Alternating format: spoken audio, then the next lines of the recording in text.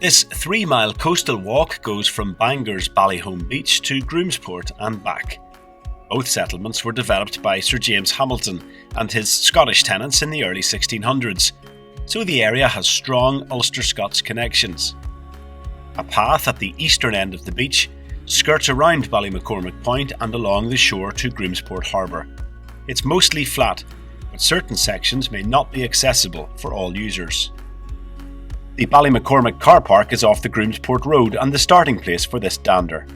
Take the steps down to the beach and turn right, following the curve of the shore all the way. The beach ends in a line of boulders back there, but the walk continues along this thin path here. This is a good place to pause and reflect, looking back across the bay at the town and remembering a time when Bangor and other towns across Northern Ireland were thriving seaside resorts. We never said the seaside, we said the sea. You gone to the sea, South Chilean's gone to the sea. And the sea was something of a trait.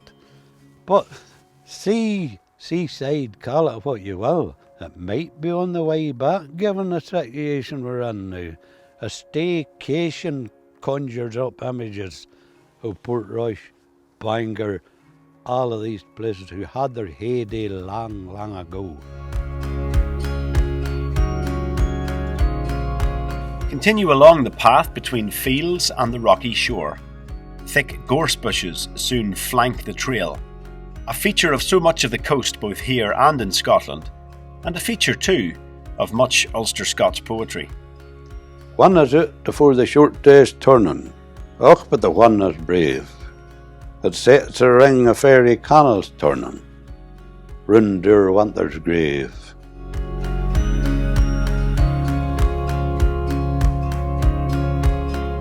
Florence Wilson was a poet who lived in Bangor and died there in 1946, and she was right about the when. It can flower from late winter right through to late spring, so try and time your visit to around then to see the ring of fairy candles, as Florence put it. The trail continues above calm little coves and inlets.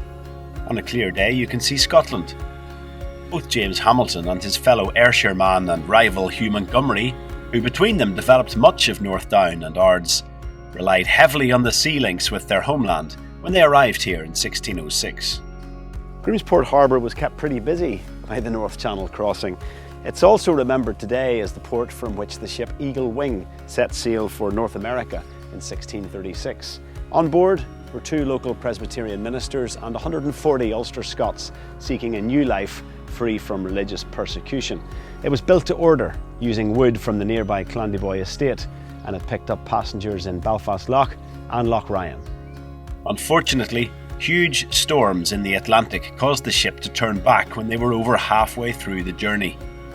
And turning back is what you'll have to do when you reach the harbour. Retrace your steps to return to Bangor.